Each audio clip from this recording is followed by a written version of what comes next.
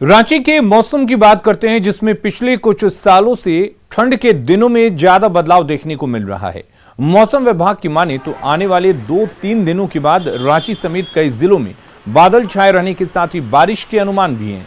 हालांकि इन सब के बीच रांची के मॉर्निंग वॉकर्स की रूटीन में कोई बदलाव नजर नहीं आ रहा है। रांची के मुरहाबादी मैदान में मॉर्निंग वॉकर्स से बात की हमारे सहयोगी संजय कुमार सिन्हा ने। राजधानी रांची में पिछले 2 दिनों में पूर्वैया हवा चलने से टेम्परेचर 5 डिग्री सेल्सियस तक नीचे गिरा है, लिहाजा ठंड और कनकनी बढ़ गई है। बावजूद इसके रांची के मोरहाबादी मैदान में मॉर्निंग वॉकर जो हैं उनके रूटीन में कोई बदलाव नहीं आया है। हमारे साथ कुछ लोग हैं, हम उनसे बात करेंगे। वास्तव में एक जो आप कह सकते हैं कि पिछले 2 दिनों में जो ठंड बढ़ी है, लेकिन आप लोग की रूटीन बदस्तूर जारी है, क्योंकि हेल्थ के लिए आपको रेगुलर मॉर्निंग वॉक या फिर जो भी जॉगिंग कर रहे हो ज़रूरी होता है। तो आप ठंड हो चाहे गर्मी हो, अगर हेल्थ को अगर ठीक रखना है तो आपको करना ही पड़ेगा। बस प्रिकॉशन लेके चलिए कि कैप पहनिए। बिल्कुल, आपने भी ठंड में जो बदलाव एक जो है उसको महसूस किया है, यानी क्या हर दिन आती हैं? वीक में 1 दिन का ऑफ होता है हमारा, सो कॉज बॉडी को भी रिकवर करने के लिए टाइम चाहिए होता है, तो 1 दिन का ऑफ हम लेते हैं। मैडम, एक जो टेम्परेचर रांची का गिरा है, आप देख रहे हैं कि फिर भी आप लोग का रूटीन है, कोई बदलाव नहीं है आप लोग के मॉर्निंग वॉक में? नहीं, हमारा एकदम रेगुलर रूटीन है। इवन हमारे बच्चे भी आते हैं रेगुलर वॉक करने के लिए और कोई फ़र्क नहीं पड़ता। आप एक बार ठंडी लगती है, उसके बाद आपका टेम्परेचर नॉर्मल हो जाता है।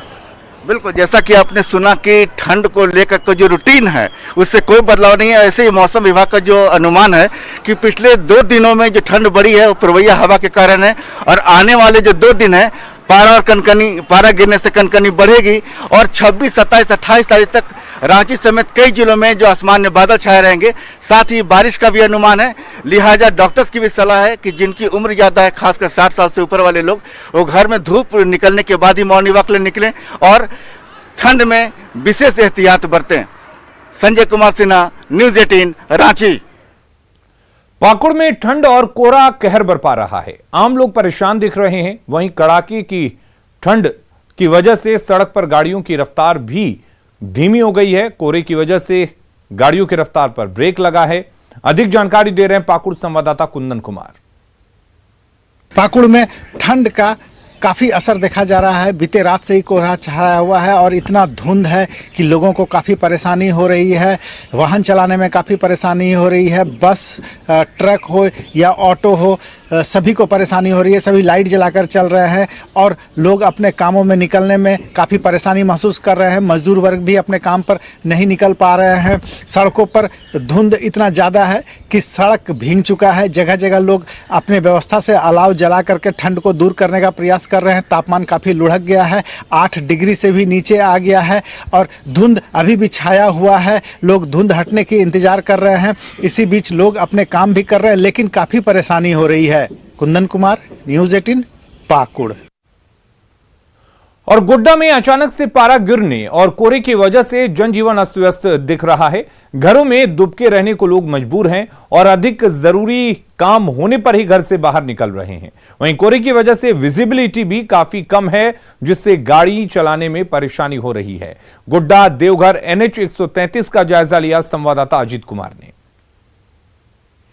लोग सुबह के 9-10 बजे तक घरों में दुबकने को मजबूर हो रहे हैं, कारण शीतलहरी और उस पर ये कोहरे की मार। अभी हम खड़े हैं गोड्डा देवघर NH 133 पर, जहां अमूमन ये व्यस्ततम सड़क है और अमूमन लोग आते जाते नज़र आते हैं, मगर सड़कें इस ठंड के कारण वीरान नज़र आ रही हैं। बहुत कम लोग अपनी ज़रूरतों के लिए निकल रहे हैं और जो भी निकल रहे हैं उनकी वाहनों का लाइट आप देख सकते हैं वो जला हुआ है। कोहरे की चादर पूरे शहर को और शहर के बाहर तक लपेटे हुए है। तो मौसम के जो जानकार हैं उनकी अगर माने तो उनका कहना है कि ये अगले 5-6 दिनों तक ये कहर अभी भी जारी रहने की संभावना है।